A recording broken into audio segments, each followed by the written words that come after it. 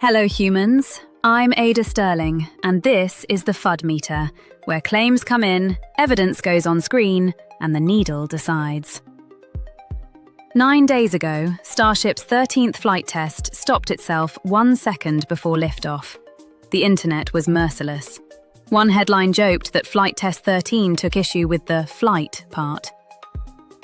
Last night it flew, so naturally the verdict changed to disaster. The claim, stated fairly, Flight 13 was a failure, the booster crashed, the program is in trouble. Let's check the flight data, shall we? Receipt 1, 33 engines, all 33 lit. Then, for the first time on a version 3 booster, all 33 fired again for the boost back burn. That is the maneuver where a 20-story rocket stops going away from Texas and starts coming back to it. Receipt 2, and this is the one that actually matters. 20 Starlink version 3 satellites deployed.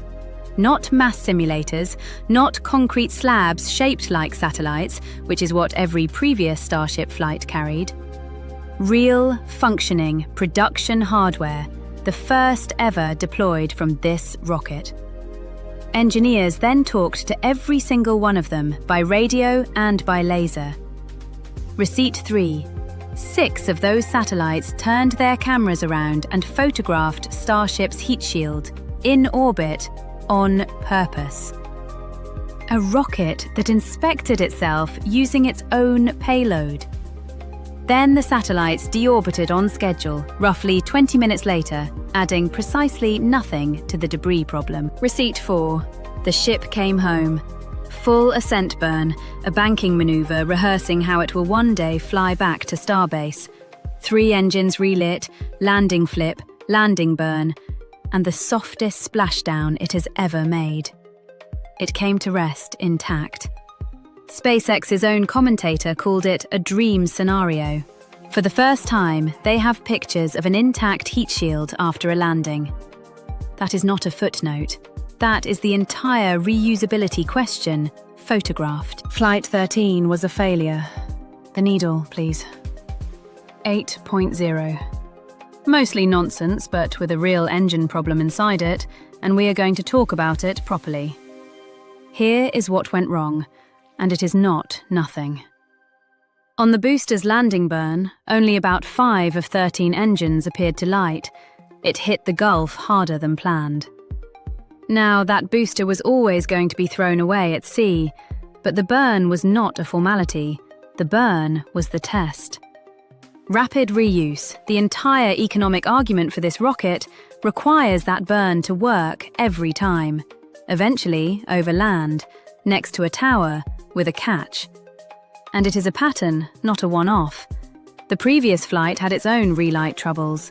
One satellite industry analyst told CNBC there were problems with the in-space relight as well, and that SpaceX remains far from rapid full reusability. He is right. NASA's crewed moon timeline depends on this vehicle proving itself across consecutive missions, and that has not happened yet. So if your criticism is, the landing burn is still unreliable and that is the hard part, congratulations, you are not doing FUD. You are doing engineering. Have a biscuit. But notice what happened this week.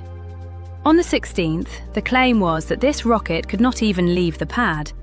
On the 24th, it left the pad, delivered 20 working satellites, photographed its own heat shield, and set itself down intact. And the claim instantly became, yes, but the booster. Both of those cannot be the point.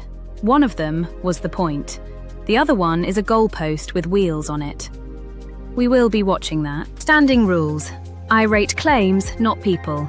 I never tell you to buy or sell anything. And when the criticism is right, I say so, as I just did. Seen fresh FUD in the wild? Send it in, link below. The meter's always hungry. I'm Ada Sterling. Recalibrate soon.